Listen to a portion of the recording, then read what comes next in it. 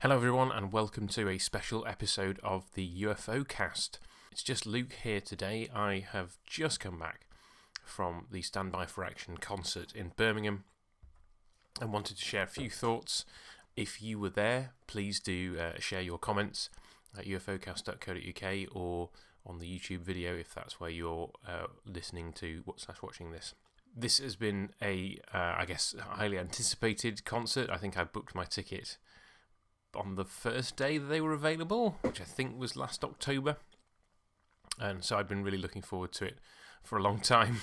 And things got off to a rocky start when I arrived at Leamington Station to find that there had been an incident on the line. I think possibly somebody jumped in front of a train. I don't know.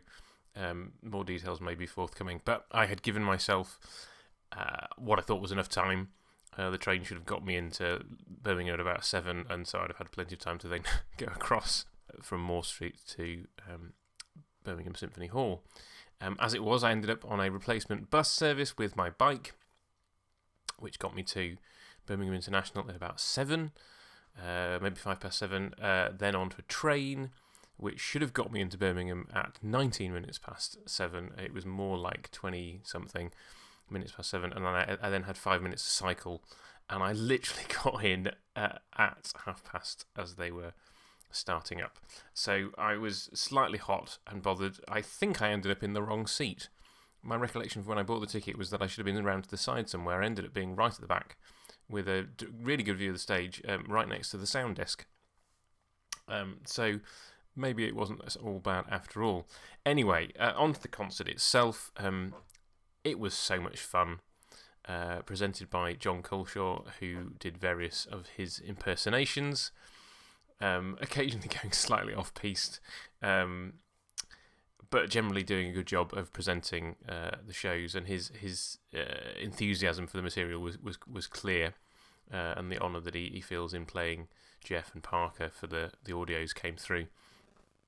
And so we were treated to mostly a whistle-stop tour of the themes from all Jerry Anderson shows, from Twizzle right through to New Captain Scarlet, with Doppelganger thrown in as well, but nothing from the Thunderbirds movies. I suspect that's a licensing thing.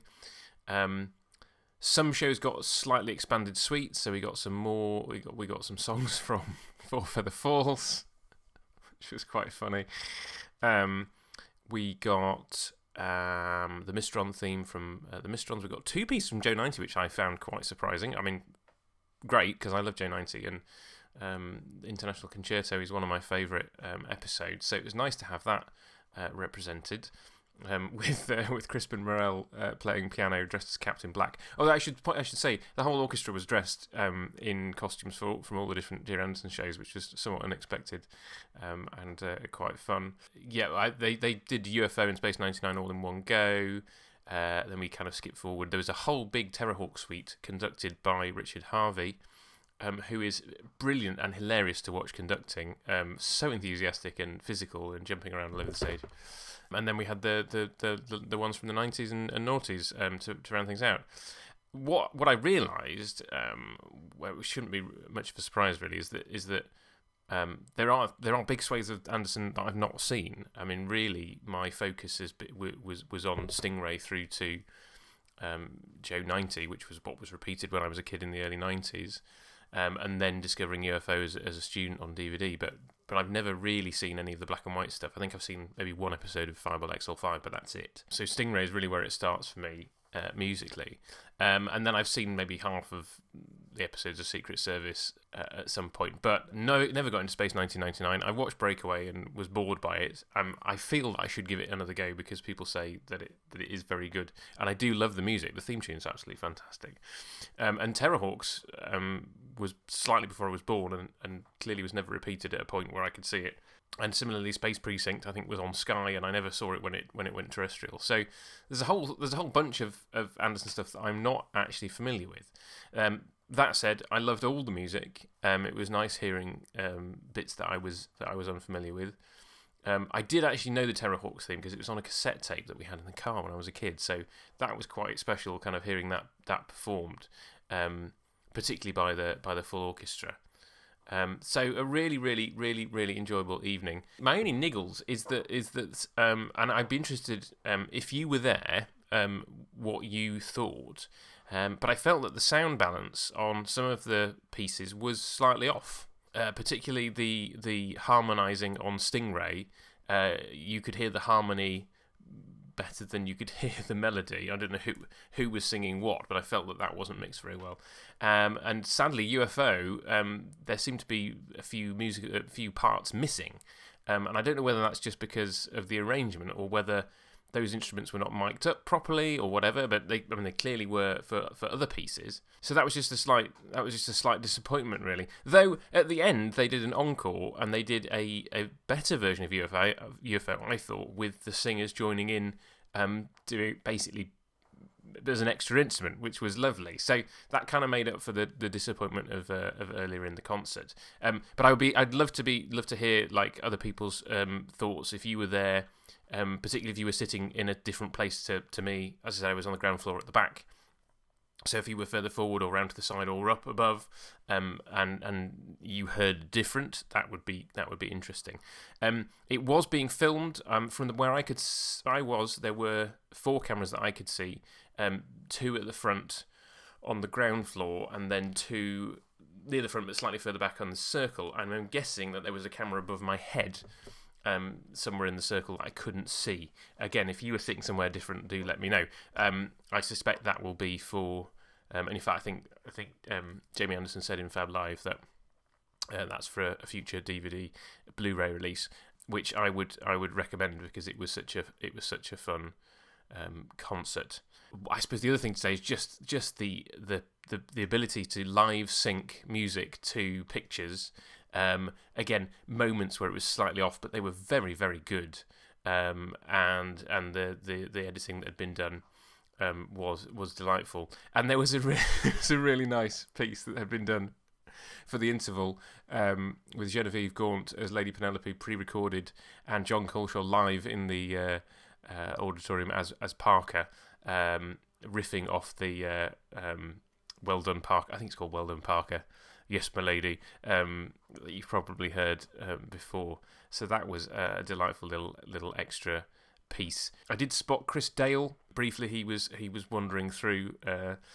Jamie Anderson appeared on stage at the beginning, and then he wandered through the auditorium a bit later. Lots of T-shirts. I was wearing my Keith Ford Rocks T-shirt. Lots of cosplay going on, and lots of Anderson T-shirts.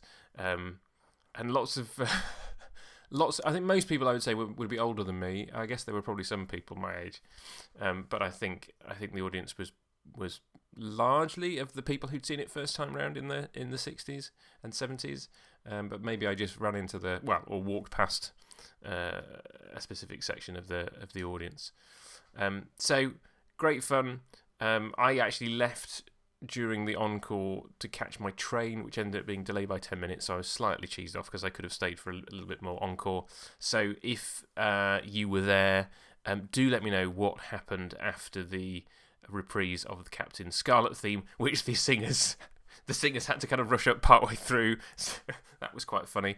But yes, do let me know if there was anything that I missed after that. Which would be disappointing if I did miss anything particularly special, but it was the encore, so I wasn't particularly bothered about missing that.